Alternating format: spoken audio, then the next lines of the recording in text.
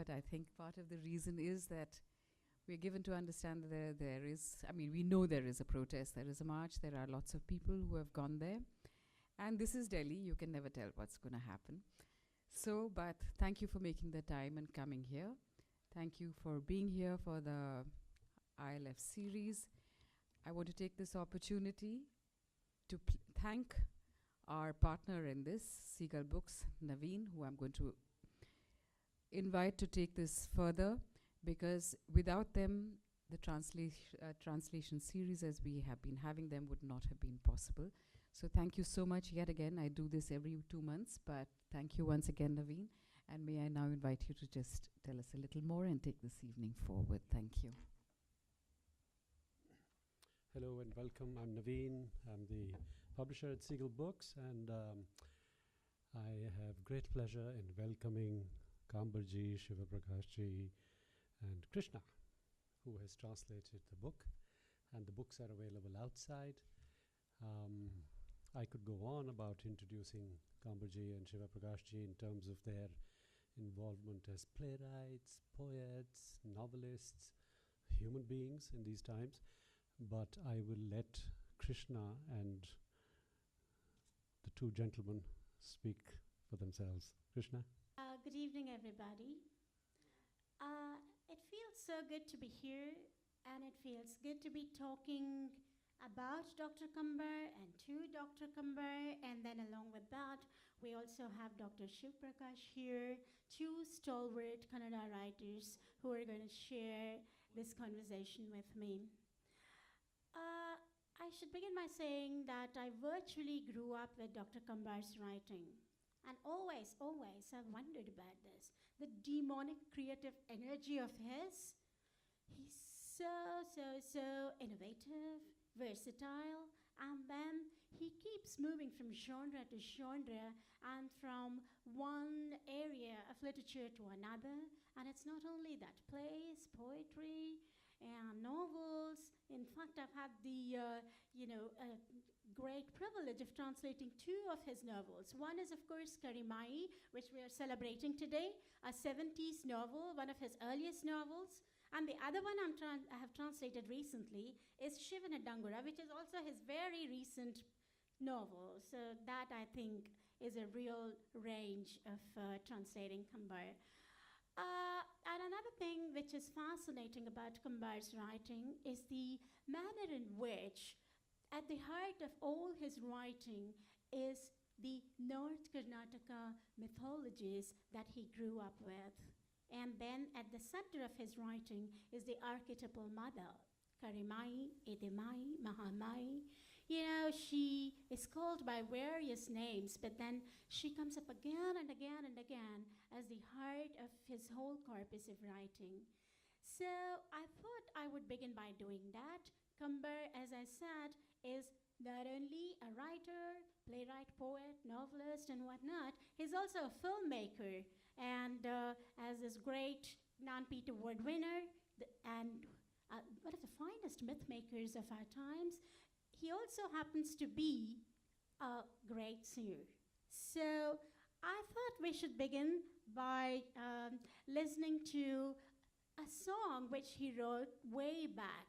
It's the song which is titled Helithini Kela, which is like, listen, I'll tell you the story. And this is like a proto-myth, an ur-myth in Kambar's writing. It's about this place, and place is at the center of Kambar's writing too. It's at the core of his writing. Shivapura, a microcosmic place that he creates.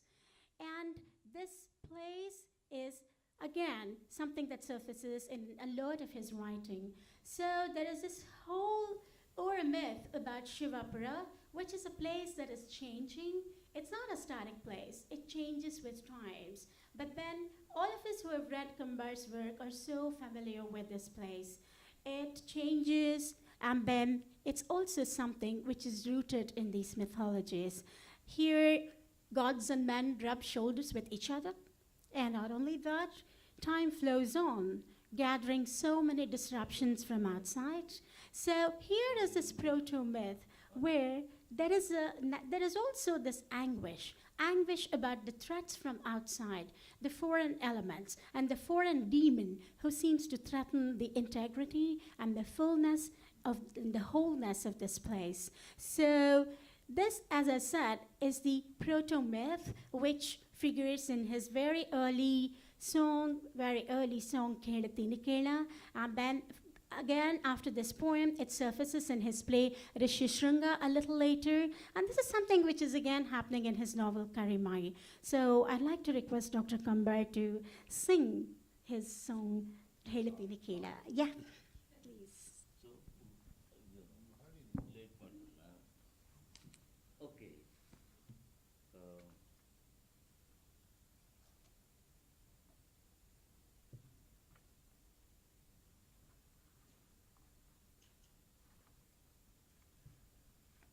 This is the song I wrote. This is the song I wrote in the beginning of my play, Rusheshringa. And in Rusheshringa also, the shepherd brings a herd of sheep with him, and he disappears. The herd of sheep, they don't know from where they came, they don't know where they are going, and in between, they are stopped there, and the Sutradhara, the narrator, comes forward and sings for the sake of those sheep. And this is the poem. Ye kuruvarana satyola sharanam kapado kurigalanam maduve namanam kapado kurigalanam ariya barada arasa ಒಳಗೆ ಬಾರದೆ ಕುಳಿತ ಒಳ ಹೊರಗೆ ಆದಾವೋ ಹೊರತ ಹೊಲಿದ ಹೊಲಿಗೆಯ ಭೇದ ಗೊತ್ತಿಲ್ಲದಾದೇವೋ ಮರ್ತೇವೋ ದ್ವಾಡಿಯ ಗುರುತ ಕಳಕೊಂಡು ಹಳ ಹಳಿಸಿ ತಿರಿಯದೆ ತಿರುಗೇವ ಮತಿಗೆಟ್ಟು ಮರುಳ ದೇವಾನ ಏ ಕುರುವರಾನ ಸತ್ಯುಳ್ಳ ಶರಣ ಕಾಪಾಡೋ ಕುರಿಗಳನ ಮಾಡುವೆ ನಮನ ಕಾಪಾಡೋ ಕುರಿಗಳನ. Thank you.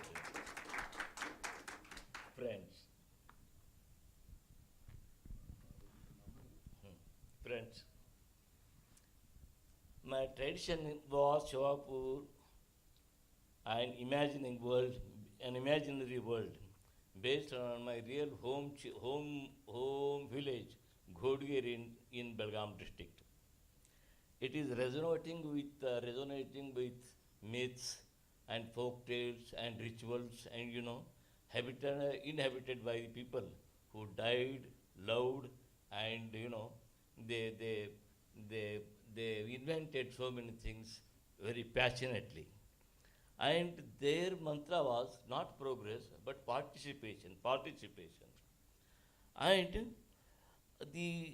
I see the world, it is mirrored in the Shivapura totally. But it doesn't mean that village is ignorant of the world all around. It is aware of any change in the national and international world today, whatever is happening around the world. But they won't change. They know which are the values that carry those people forward, and carry those and their yoga kshema forward, and therefore they know what to have it, what to protect, what to save it, and what to smash it. So this way, the village is self-satisfied. But when Mahatma Gandhi's name came, it also came with a zeal of a myth. Mahatma Gandhi was a myth for us. And such a myth, and we used to say, one of us, Gandhi was sitting in his ashrama.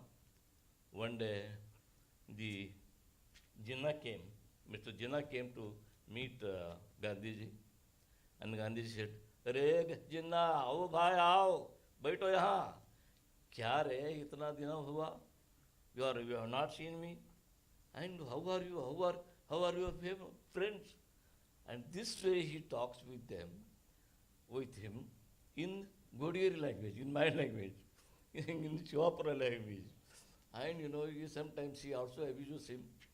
And Jinnah says, Gandhiji Sahib, so like that, So anything that comes, new thing, they can translate it into Shivaprakash language and spread it.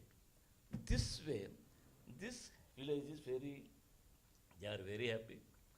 And when this Karimayi thing that happens in our village, they had this Karimayi. It is the deity that gave the people beauty and meaning to their life. So therefore, they loved Karimayi in such a way. Say, when sitting, they say Tai. When stand up, they say Tai. When sleeping, Tai. When they get up, Tai. Tai means mother. Tai. Whatever they do, they used to say Tai. And then British enters into the mind of the village.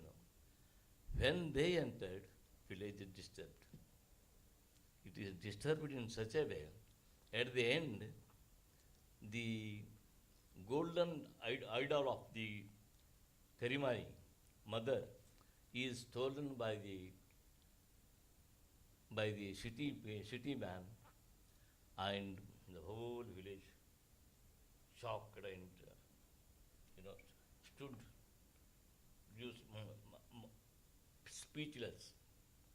So what I am seeing is, from that day today, I am trying to see, can our corporate world and the modern world create such a myth which gave them life and meaning to their life. And so all my literature, I search for such a thing to happen.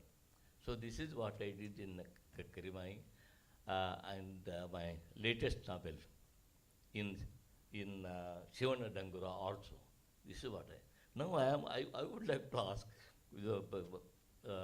Krishna, you liked the novel, and why did you like it? And after I wrote it in 1970s. That was my first novel, and she and Rajiv liked it immensely. That gave me another energy. So why did you like it, and how do you like it, and you please tell me. That's an important question for me, because I, as I said, have engaged with your writing over a very long period of time. It's like I have grew up with your writing, literally. And Karimayi is something which seems to set a tone for your later novels, like, say, Shikara Surya, and then again, to an extent, Chikori, but not so much Chikori, but especially Shikara Surya and Shivana Dangura, because I can bracket all of them and call them the Shivapura novels, for instance.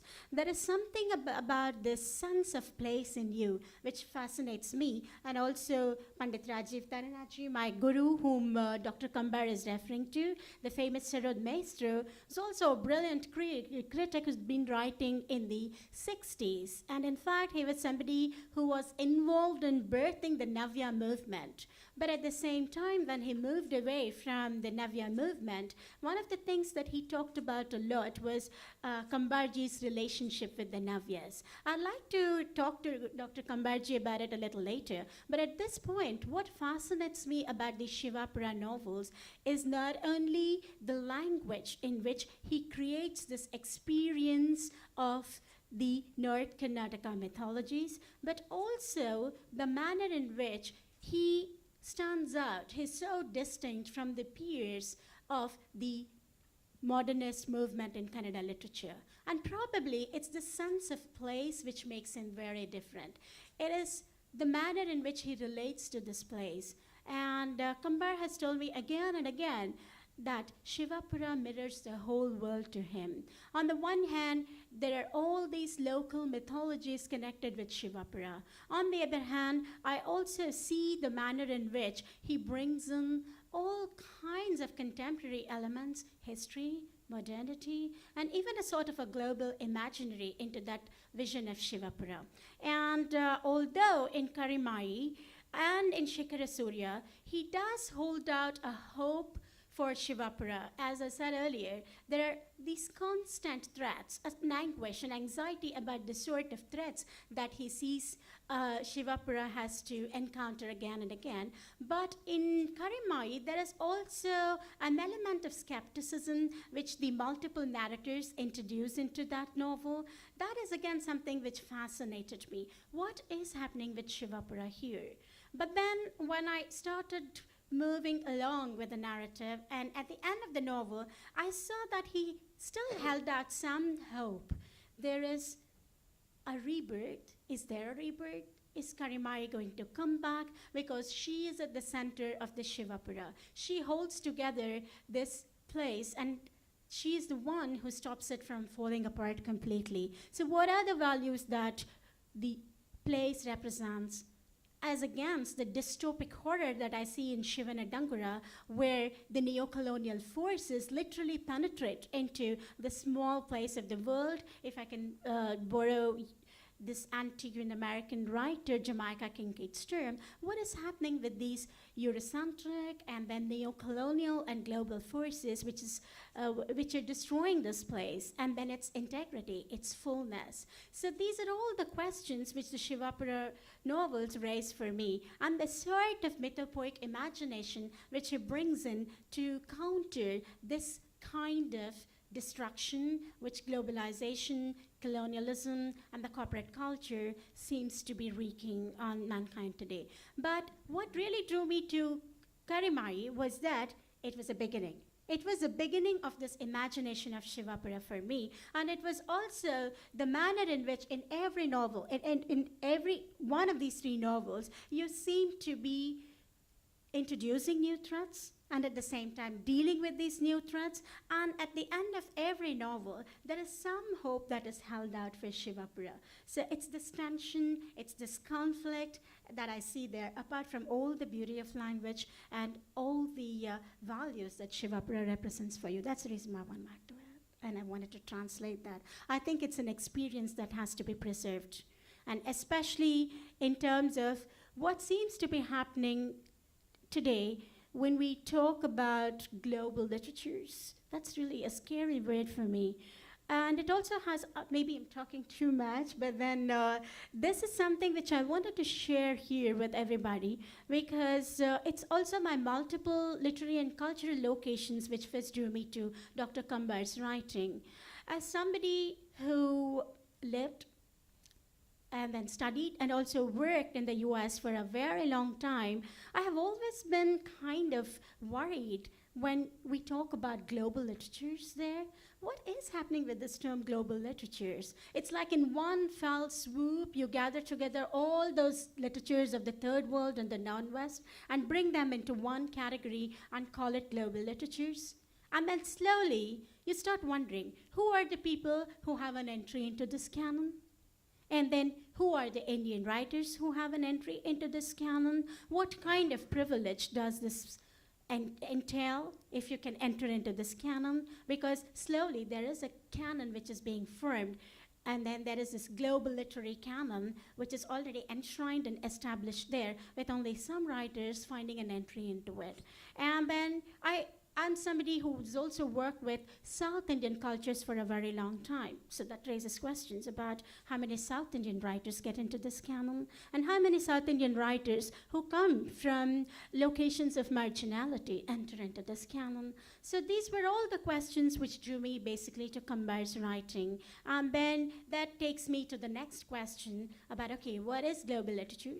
And what is Indian literature? Because half the time it looks like these notions are formed outside, in the West. So, how does writing, very rich writings from the different Indian languages, challenge this idea of what is Indian literature? And I think Dr. Kambar's writing gives me a very nuanced understanding of what Indian literature is.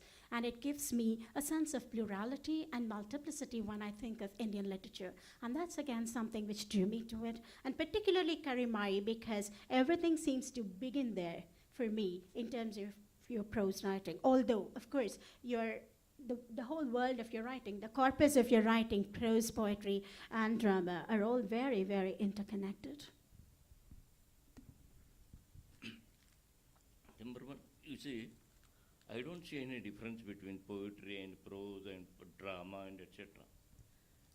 The Dravidian concept of writing is we don't differentiate between poetry and drama and this is play.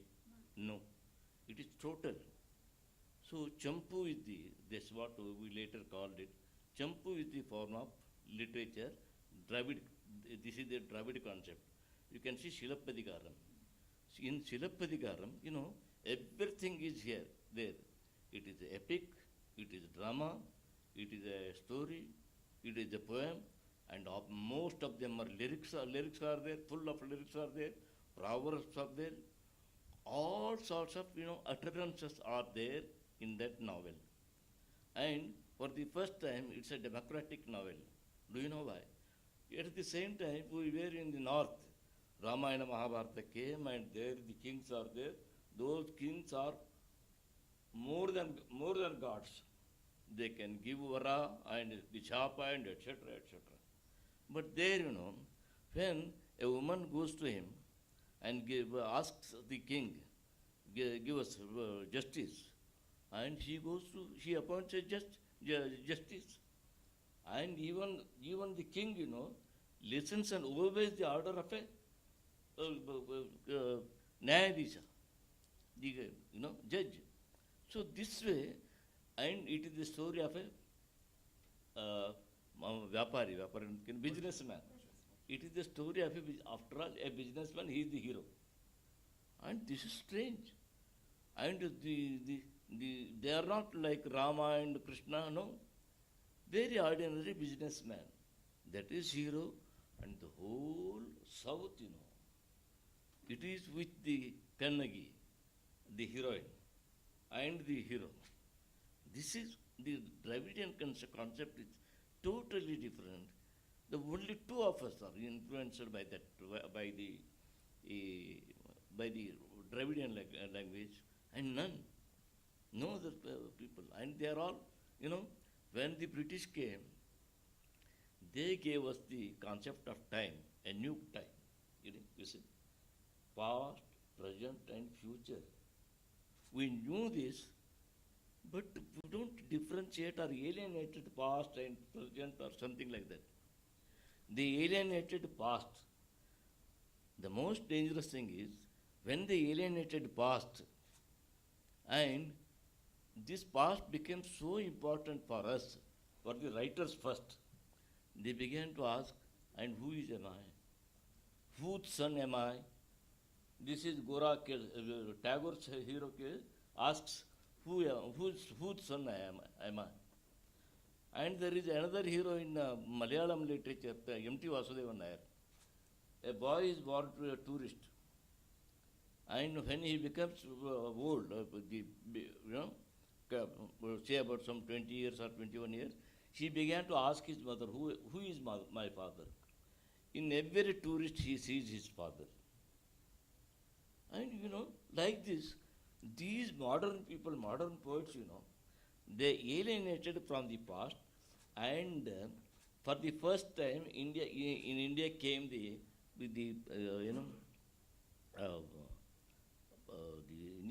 came with this museum. First time the concept of museum came.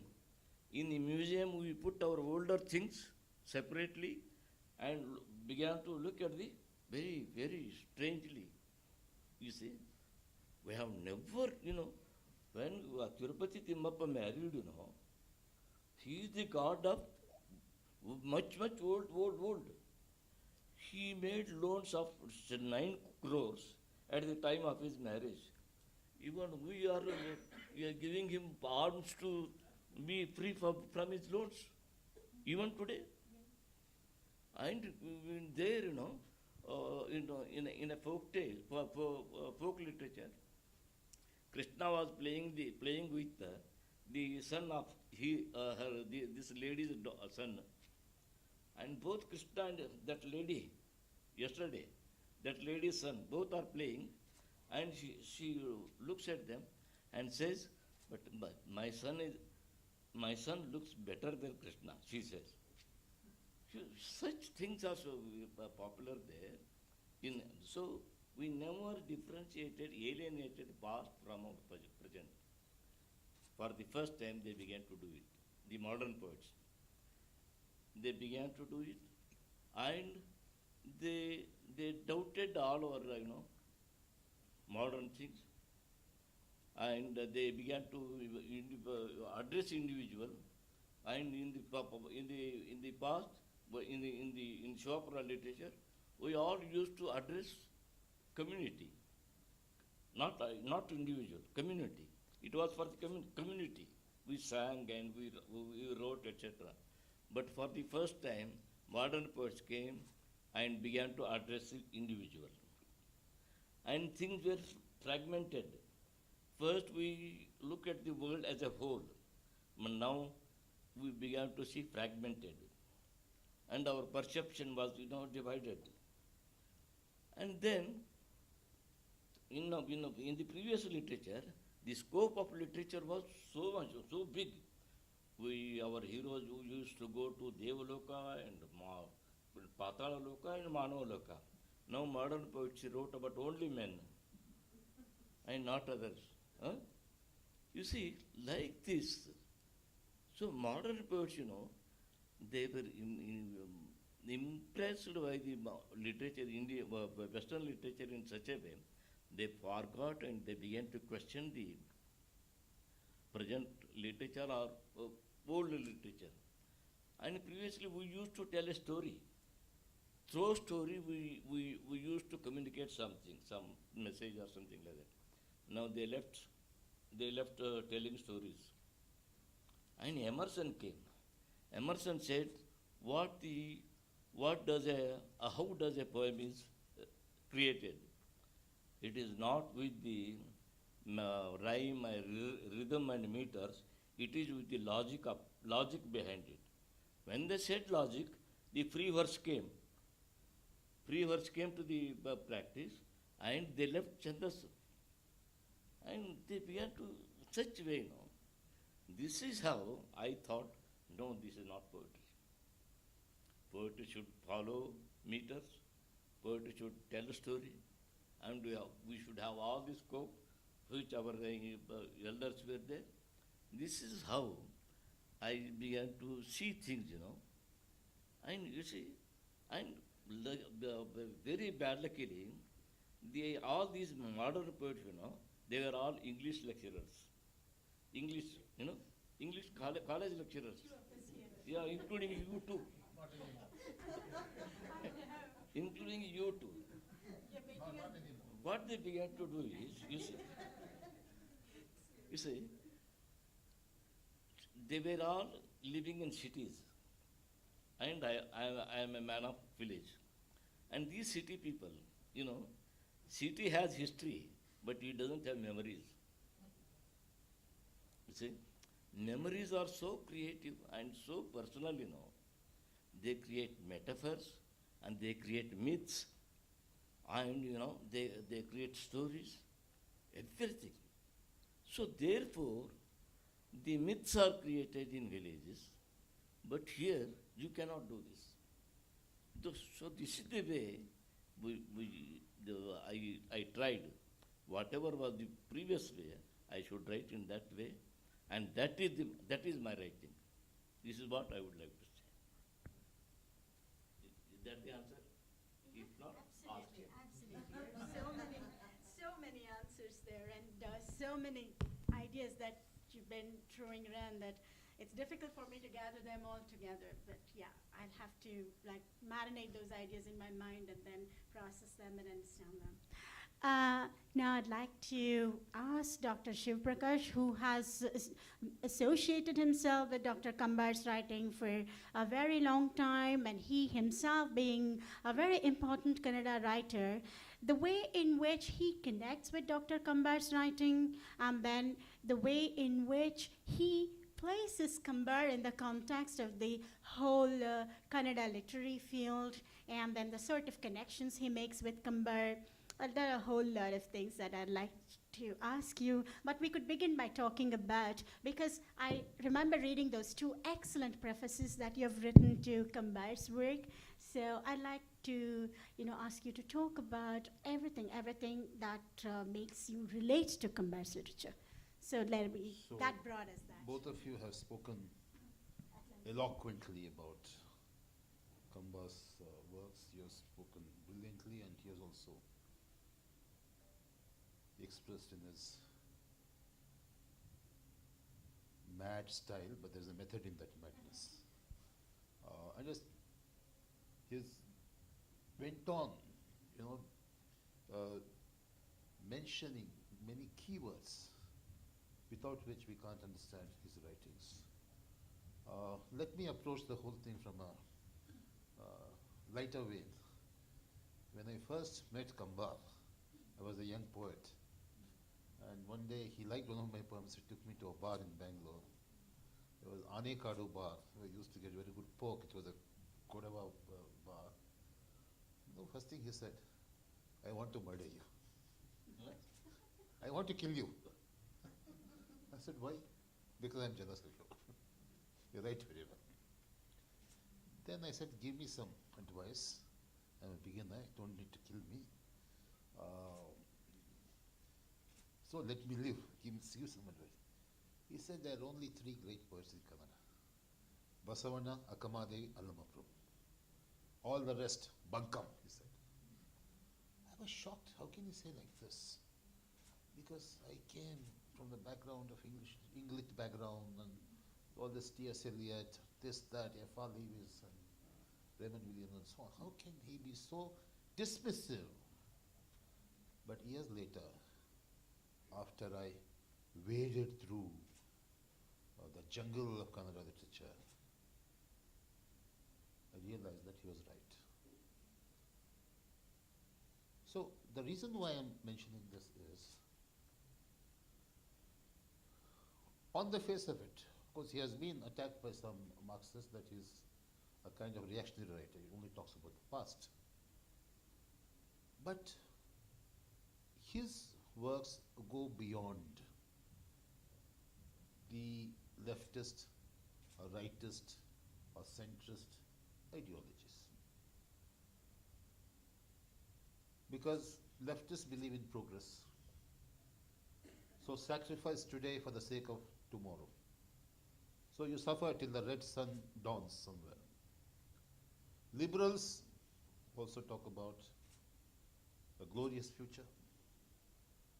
And then fascists also talk about a glorious future, but they want to make past the future. Development is their mantra. Progress is their mantra. But he said one important thing. The inhabitants of Shivapura do not believe in progress, they believe in participation. Participation is here and now. So, one of his earliest poems sets the tone of all his works. Here it's Nikeda. Listen, I'm telling you. So, his address in the context of modern literature, where the visuality of the text had become very important, he brought to that context the orality of literature. And there is a very interesting concept that this Nagogi has given. He says that the basis of literature and orality is something called orature. Orature is the sum total of the imaginative world of a community which can express itself in stories, jokes, poems, plays, myths, idioms, and so on. So, Kambar creates a new orature for his own literature, and he calls it Shivapura. And if he was only talking about the myth,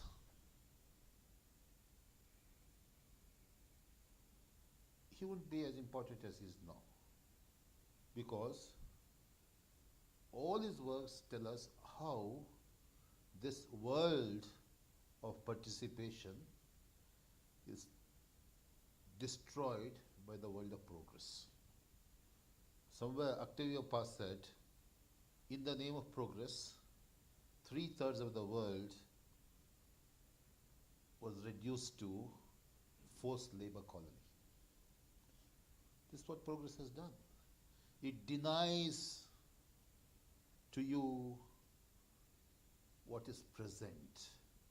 It unpresents you, as it were. The future that is like Godot, who never comes. So when our modern writers were chasing this elusive future, he was trying to recover from the debris of modern civilization the precious things which were preserved in the mythical Shivapura. And he himself said Shivapura is an amalgam of a real place he lived through and an imagined place. It's a country which is the country of the mind. It's translating history and myth into each other. Whereas for most modern writers, in English for example, also Kannada English writers, there are a lot of Kannada English writers, they all talk about the fragmentation of culture. But what is the vantage point? The vantage point, as you pointed out, is of the city person. And you think you're outside this ugly tide of modernism. But he is looking at it from the vantage point of a culture which suffers the onslaught of what Yeats called the ugly tide of modernity. His work is important because it's a critique of progress, which is the mantra of leftists, liberals, and even fascists. So it speaks of another set of values which were lost to us. And thanks to his works, he relives this world for us so that we can think, feel our world differently. Because we have lost the capacity to listen to the past. We're always talking down to the past. So now, what do we do in the universities? Reading the past, reading music, reading history. My God, you can't spend all your life reading, you know. Textualizing it. The people in Shivapura, like people in pre-modern worlds, are not reading the world. They're trying to imbibe the world through the 5 sacred senses. They become the doors of perception for them. As William Blake said, open the doors of perception, they're infinite. They're able to see infinity in the finite. But as I said, modernity, which reduced man to the Descartes thinking man, the William Blake called it the God save me from philosophy of five senses and Newton's darkness. So from this darkness, we're longing for light of the future, which never turns up. But what is interesting in Kambar's work is that he's trying to, like in Marquis, like in some of the great African novelists like Wole Soyinka, who turned the tables, who tried to look at modernity and modernism from the vantage point of their own native cultures. So this is what Wole Soyinka calls cultural self-apprehension. So I think in Kambar's work this cultural self-apprehension happens, and Kannada literature is unfortunate, did not create tools for understanding and interpreting his kind of work. So I am not a critic, and therefore I had to write about it, because I don't think like other critics. I was trying to think, learning to think through his works. So this, I think, is the significance of Kambar's works, and we can continue the conversation.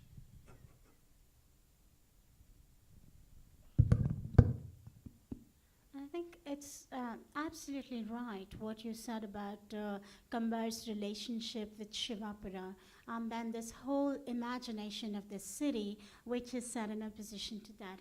I remember this fascinating moment. I think it happened in maybe like 3 years ago. I don't exactly remember the timeline of it, but it was at that famous Sahitya Sambrama, a literary meet in Dharwad.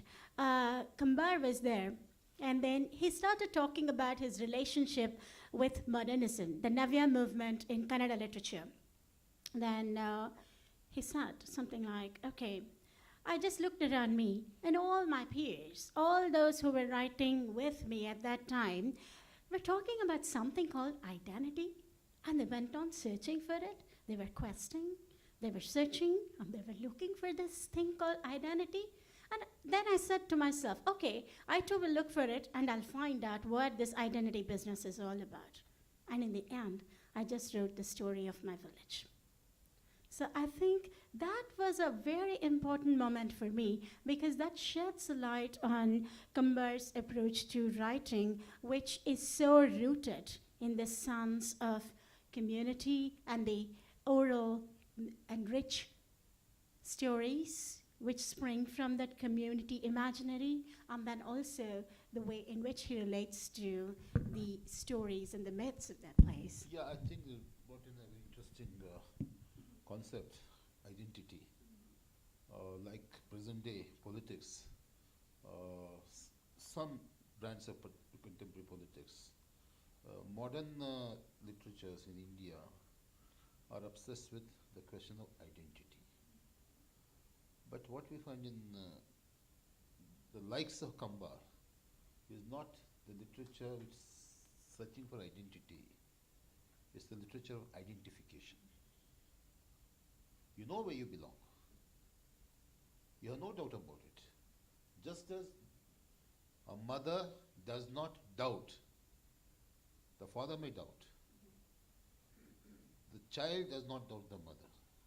The child doesn't know who the father is. Mother tells the child, this is your father. So just that inalienable relationship between the mother and the child. So like a child, he knows his mother, and that is Shivapura. And Karimayi is the symbol of that. It's not that this Karimayi is like Sarva Shakta, omnipotent God of upper caste theology, but she has superhuman powers, but she also has superhuman weaknesses. And she not only triumphs superhumanly, but she also suffers superhumanly. So it's a world where the human and the divine not only coexist, they interpenetrate. So divinity comes alive through the collective experiences of people, through the collective expressions of people, singing, dancing, and narrating, and everything that the community does. Celebrating and ritual becomes such an important part of this imagination of a Yeah. community. So this is another important note that he strikes in his works. It's not the literature which celebrates progress, which critiques progress, which emphasizes immediate participation. Secondly, it's not a literature of identity, but the literature of identification. We can look at the classics in Kannada literature. Ananthamurthy's Samskara, identity. Bhairappaji's Vamsharuksha, identity. Shankar Mukashi's Mupuneka's novels, identity. Even the so-called Dalit novel, Devanur Mahadeva's Kusum Bale, identity. You don't know who their father is. But in his works, it's always identification. And this is how, in this sense, it's rooted. Yeah, absolutely, absolutely. I think that is a brilliant way of putting it. Not identity, but identification. Because in a lot of interviews that I did with Kambar, he keeps talking about how this whole notion of community is balaga, that is kinship. Kinship which is not based on blood bonds, but kinship that is sort of woven into together, and then the kind of kinship which is based on bonds of living together, lived life and life lived together. So this is his concept of this wonderful Kannada word, balaga, which roughly translates as kinship. So this is how he starts talking about the whole experience, the collective experience of life lived together in Shivapura, and how he becomes a part of this life lived together. And on the other hand, I have seen him criticizing again and again the self-regarding moment which is celebrated in modernist literature. He is so critical of those quests for self, and then all those solipsistic search for self. But then I'm also interested in how the Kambar himself would like to talk about his relationship with the Navyas. How do you relate to them? Because on the one hand, yeah, you see the Navyas as kind of drawing upon the Euro-American influences very strongly. There was Eliot, and then there was Yeats, and there were a lot of these writers whom they borrowed a lot from. But on the other hand, it's not as if you've completely shut off these Euro-American influences from your own writing, because I do remember you talking about Yeats and the way in which Yeats's idea of the spiritus mundi, this repository, the repertoire of Great all memory. those great memory of all those experiences, shared experiences of a whole generation of people or generations of people, which has to do so much with the collective psyche and the memories that are in there, and how a poet draws on these memories whenever he writes about it. Shall I answer this question for you? Sure, absolutely, yeah. ನಿಮ್ಮ ಉತ್ತರವನ್ನು ನಾನು ಹೇಳ್ತೀನಿ. See, when we talk about modernism, it's not all of a piece. In the context of English modernism, there are two kinds of modernism. Imported modernism of Eliot and Pound, and native modernism of Yeats, Thomas Hardy, and so on. In Western modernisms also, there was something called cosmopolitan modernism. Can name many, James Joyce, for example, and Sam Beckett, and so on. But how about Lorca? So Lorca is a modernist, but he's a rooted modernist. His imagination is rooted in his native region of Granada. And from that angle, he sees the whole world. And in spite of being a communist, Lorca is very sharply critical of urbanization and industrialization. In one of his famous plays, a girl is in love with a boy, and he goes to the city to make enough money and come back and marry her. In the first act, she's 16, she's waiting for him. He left some time ago. Second act, she's 40 or 50, she's waiting for him. The last act, she's 70, she's still waiting for him, he never comes back. So, urbanization promises something that it can never fulfill. And how a whole life is wasted. And how it kind of completely dismembers an organic mode of life. So this is, there's this strain of modernism called native modernism. I think it's best to place him in that category. Whereas all the other modernists in his contemporaries were imported modernists. Their idea of tradition came from Eliot or somebody else. And for those, some of our Hindutvadi writers, the idea of tradition comes from, not from India. The problem with Hindutva is, the whole Hindutva inspiration comes from Germany or somewhere else. Okay. So, this is a culture about which we are talking, but here is a culture which is speaking in the first person. Let me say a word. You see, in Indian folklore, we have the another version of Narcissus story, you must be knowing. According to Narcissus in Greek myth, he looks into the water and sees his image, and begins to, love it and falls in love with the image and dies. Here, the prince goes to water and his corpse comes floating.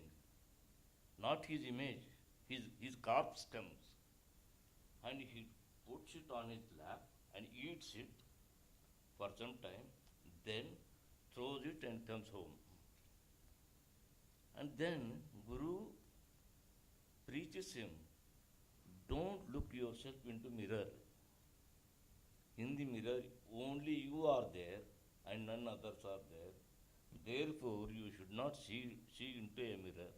You should see into a pond where birds are reflected, animals are reflected, other men are reflected, and there is sky, there is this, there is trees, and with all this, look at into yourself, and you are in your balaga. This is balaga. You are in your balaga. You see this, and only then you will live. Otherwise, you will die yourself. This is the concept of balaga. So therefore, we worship mother. Worship, now in folklore it says, a woman learns, ಹೆರಿಗೆ ಆಗುವುದನ್ನ she learned from a tree. How to get children, she learns it from a tree. Tree is her guru. And you see that tree, it gives so many bija. Thousands. And it never allows them to die, its offsprings. But whereas man, he makes history. He wants to win others. He has ahankara. So therefore he wants to win over, and he wants to rule all these qualities. He is man of history. This is, mother is, she is for myth. She creates myths. She creates, So this way, she wants her children to grow and live happily. To grow and live happily and let them stay in Balaga. So this way, they differentiate between Balaga and individuality. And these people, give stress on individuality. This is the difference.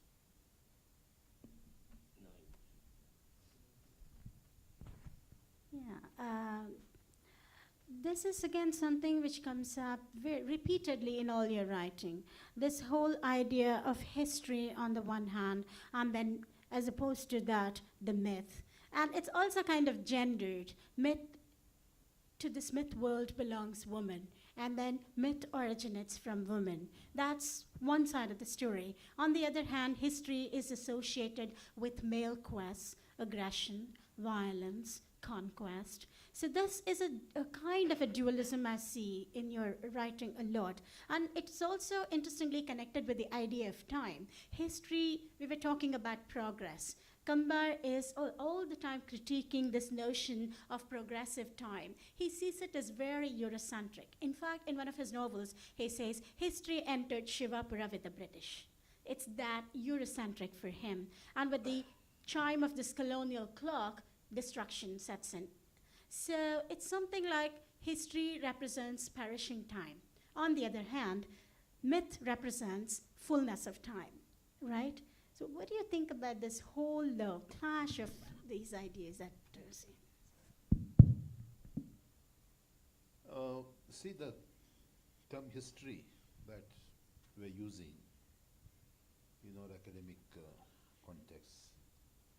The notion of history that we got from the West. Yeats, who recommended Tagore for Nobel Prize, later regretted because Tagore doesn't have a sense of history. And he said there's no sense of the tragic in Indian poetry. Because he's looking at it from the Western viewpoint of history. What is the what was the word which is the equivalent of the English word history in pre-modern Indian languages? I thought about it, I couldn't come across any word. We have the word itihasa, but itihasa, the Mahabharata is itihasa. Yeah. Bilhana's Rajatarangini, itihasa kavi. Itihasa is a genre of poetry. It's not objective history. It's not the post-mortem view of the past. We had another word, charitra. Charitra, today in some languages, modern Indian language, we use the word charitre as equivalent of history. The problem is, when we think of our collective self or past, the concepts we're using are all Western, which are not rooted in our pre-modern collective experience. That's one of this gulf is something that he addresses in all his works. So charitra means, for example, in Bengali, you have a whole tradition of writing books on the life of Chaitanya Mahaprabhu. Chaitanya Charitamrutam. In Kannada, we have different charitras, historical poems. Siddharama Charitra, Basavaraja Deva Charitra. Here, charitra does not mean history as is used in the West. It is the unfolding of the divine person in this world. It is character. Charitra also means character. It's the unfolding of a character, blossoming of a character, individual character. So, this concept of charitra is immediate, is lived, whereas the concept of history that we have borrowed from the West is the post-mortem view of the past. And in charitra, the past is coeval with the present. The past is coeval with the future. is all times participating with each other. So it is this realm of experience, this dimension of temporal experience, which is the substratum, which is the medium of narration in our pre-modern literatures. In Sanskrit drama, for example, all the three worlds are present. Bharata said, Trailokya, Natya deals not only with this world, but now modernity reduced all history to contemporaneity, all life to the human. So there's a shrinking of perception.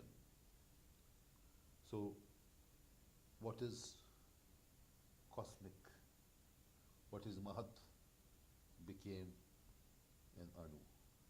And the Anu will dissolve into subatomic particles. So this kind of dismemberment. So this is his work. I remember this line from Dylan Thomas. Rage, rage against the dying of the light. So his works are that kind of rage against the dying of this light which kept mankind alive for centuries.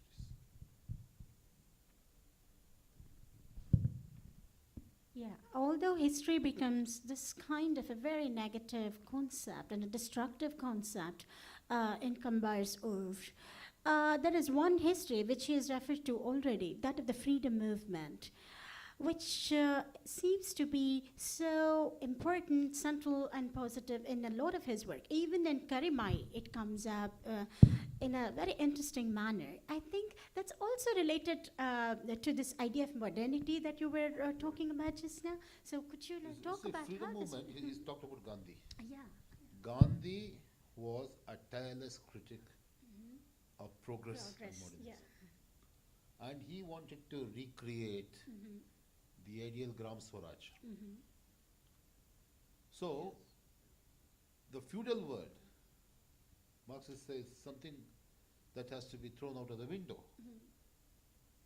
But feudal world is not all that bad. There are many precious human things. But in this novel you can see, this Gowda, at first I started getting irritated with this Gowda. Why is he tolerating this idiot, this... what Kara? Gursikara, Gursekara. the city-educated and also lawyer. that other rascal, Basuraja. Why is he tolerating it? Then I said, this character is very weak, I felt. But after I completed the novel, I said, no, I was wrong. Because he is so accommodating. He accepts even at the cost of bringing ruin upon himself.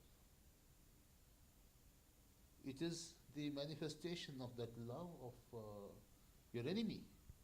Because, see, there are two archetypes very important. One is mother, we have mentioned that. Another we have not mentioned, though he mentions the other principle at the beginning, Guru. Guru, absolutely. Guru is Shivalinga. He calls it Shivalinga Tattva. Yes, and Shivana Dangura, for instance, is so. And for example, in the Shikara Surya, the Surya Mutta becomes the symbol of history, science, everything. Whereas Chandra Mutta becomes the symbol of the opposite, mythology and what we're talking about, the other side of the historical. So, Guru, in Karimayi, for example, there is a connect between Karimayi, the mother goddess, and Guru. It's the principle of what is common to both mother and Guru is protecting and rearing and letting everybody live.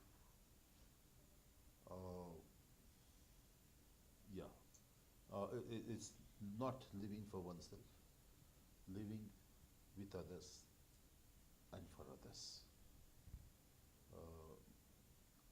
Bendre, in one of his poems, says, Sarvatrika Badikinalli Vayaktika Sakavundo. He assumes, because his imagination is Brahminical, he assumes that there's a conflict between individual happiness and collective happiness. Whereas in this worldview, there's no conflict between individual happiness and collective happiness. I think you're absolutely right. And I think this pans out very beautifully in Shikara Surya, for instance. There is Shivapada. And then there is Ninnadi, who becomes the next guru of the spiritual center of Shivapura there. So it's a beautiful kind of an example. Now I think we have talked quite a bit about the author. We should talk something about the translator. Yeah. Oh, please. So I would. Because of you, we're able to read this book in English, because I've also read it in Kannada, and the translation is competing with the original writing. You make me feel good about myself. Thank Yes. you. Because a lot of translations in India, because all these publication houses have an editorial board. I remember my experience of going through translation of a Gujarati novel by my friend Kanji Patel, who, like Kambar, is a very rooted kind of writer. So he first got it translated. He lived in a small village near Godra. He was teaching in a college, and one of his colleagues, English professor, you know the English process in our villages, he translated this. He sent it to me. It was full of grammatical mistakes, but this had the smell of rural Gujarat. Then this novel was taken up by Macmillan New Indian Novel Series, and my friend Mini Krishnan was the chief editor. And the book came out.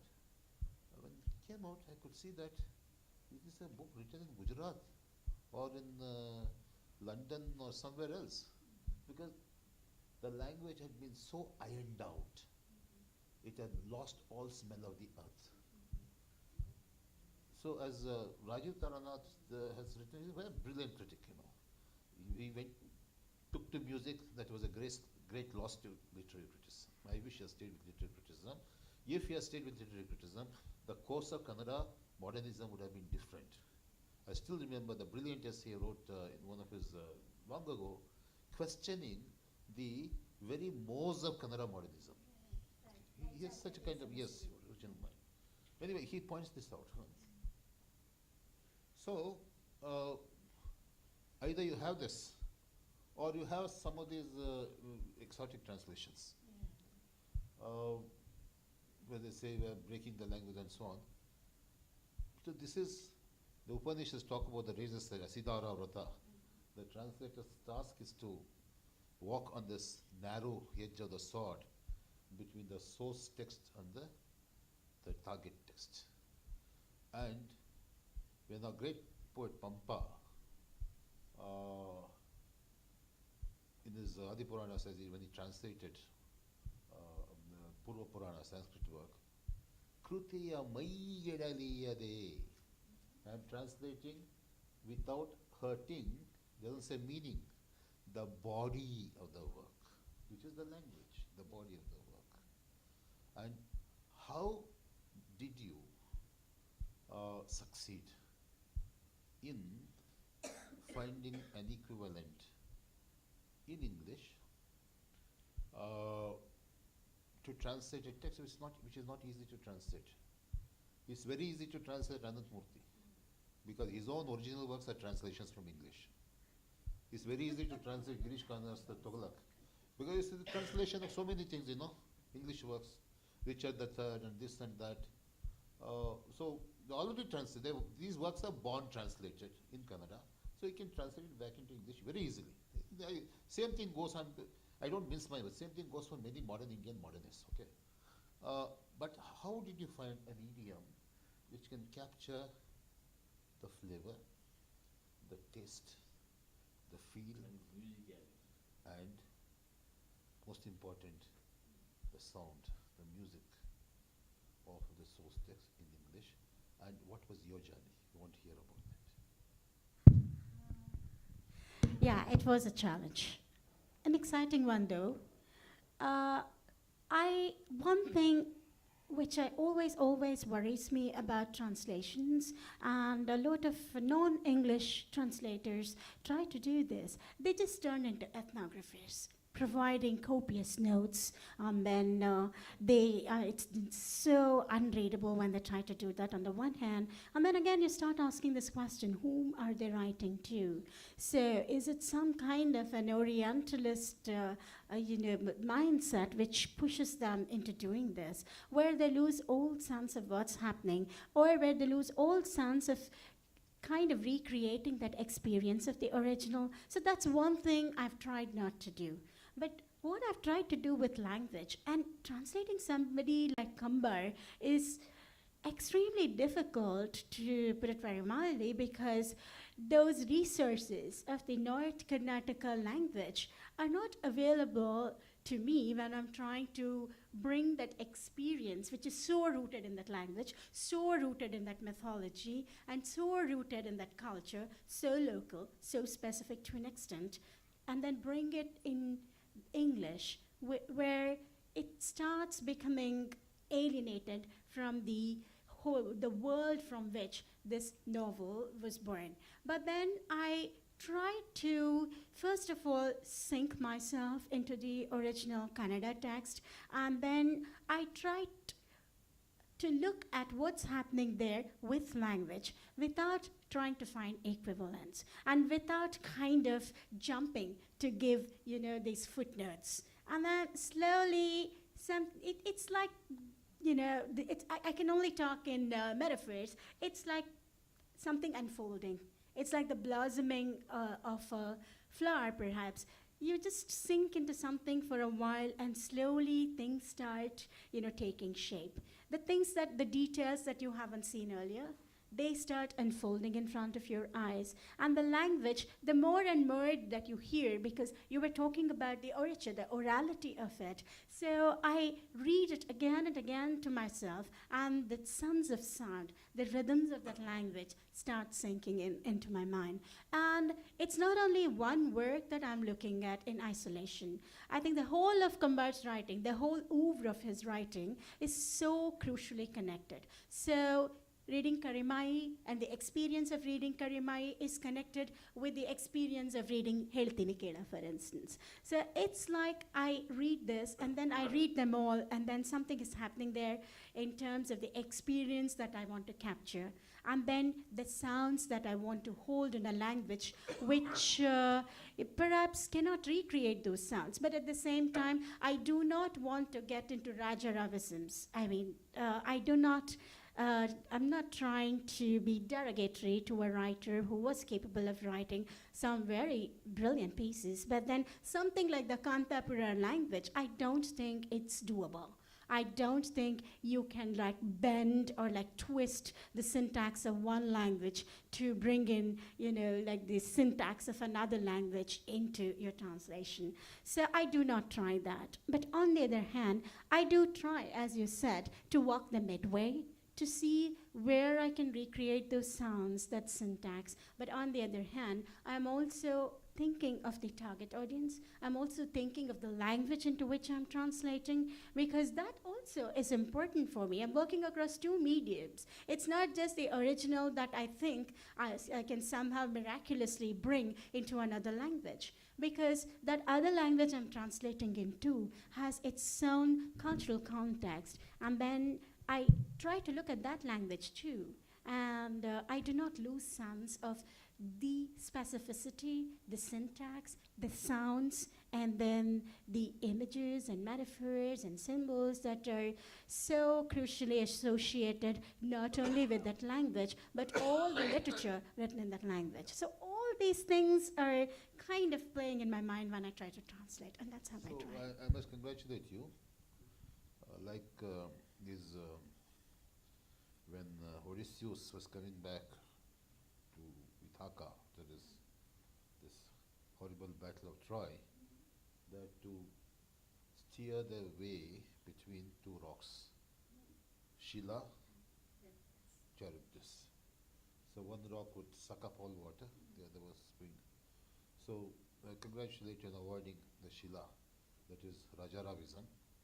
And I also congratulate you on avoiding this Charybdis, the Ramanujanis, where you transform the source text, you English it so much, it doesn't have any flavor of the source text. So you have done this, and I must congratulate you. And when Kambar first met me, he said he's jealous of me because now I am jealous of him. He has got a very good translator because I don't get good translators, so I do bad translations of my own works. Kambar had excellent reasons for saying that he's jealous of you and for wanting to murder you. But then no, you telling me this is of No, I course, won't there murder is you, such okay. a- Because I there is want you such a- alive to translate another one of my works. Thank you. Anyway, now I Thank think you. we should address. I mean, the audience should be allowed to speak. Yeah, This is a kind that of would be discussion. wonderful. They're not How lecturing, and they may have questions. absolutely. Yeah, I'd like to, please, I'm sorry, I'm just budging in, but before we come really to the audience, if Mr. Kambar could speak about what he feels about the translation and his, since his whole thing is so against the Western philosophy, but the Western philosophy and approach to past, present, future, and fragmentation is so woven into the language. So just his approach, not just to translating into English, but then what you've done with it. I'd love to know his. Yeah, I'm dying to know that too. Now I feel so good about myself because a stalwart writer who writes both in English and Kannada and a wonderful translator has paid me this rich compliment today. So thank you. And now I'm really dying to listen to what Dr. Kambar also has to say about it. Did you like my translation? What did you think about it? I liked it. I liked it, whenever I would like to read a English novel or English poetry, I do not want any hindrance. You should go straight, like without any pause, like that. It reads like that, your translation. Another thing is, Raju told me once, your Kannada, it makes me dance. And the same way her translation does. So I really congratulate the translation work he said, and I also like that. Thank you again. Yeats said in one of his poems, however poets struggle when they write, it should be sound like a moment's thought, effortless. So what I find in his works is that kind of effortlessness, okay? You're able to transport the same kind of spontaneity into the language of translation, which is a big achievement.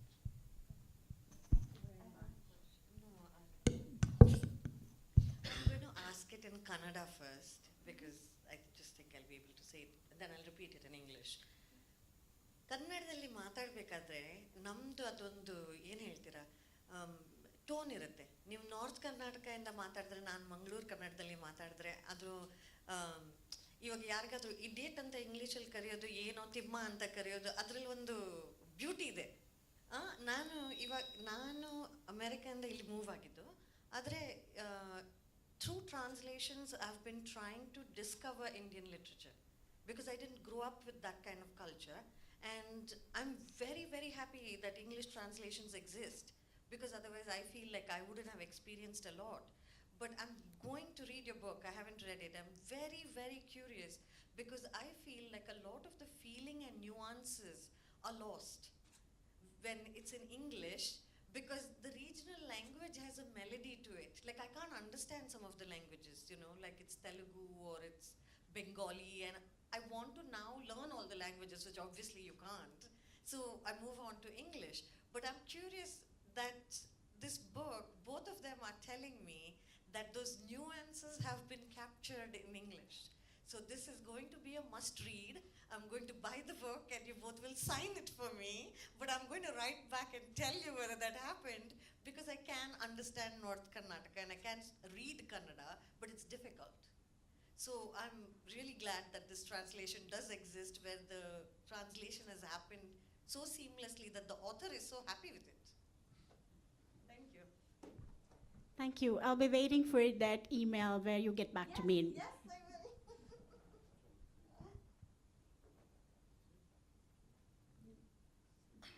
will. Mr. Shivaprakash, you mentioned casually that Mr. Kambar, when he met you for the first time, he reacted by telling you that he wanted to finish you because you wrote so well. I don't know whether you said it as a joke or whether you really meant it, because I feel in any creative field, if you have a peer, a competitor who writes well, it's something you to learn from him or her. The techniques and the way he can write, the way he can picturize the whole thing and communicate it to the readers. So I don't think it is a matter of being envious or jealous. Perhaps you might have said it in a jocular way. No, he didn't mean to murder me. He was just joking. Yes. He couldn't have murdered me because I was a very good wrestler in those days. Thank you so much. If there are no more questions, then may I just thank all three of you for a wonderful, wonderful discussion, which has been so informative. And even for, I mean, we haven't read the book, but I agree with Bakula that we can't wait to read the book. Thank you so much for this. And thank you once again, Seagull Books, for making this possible. Naveen Kishore. Thank you very much. Good night.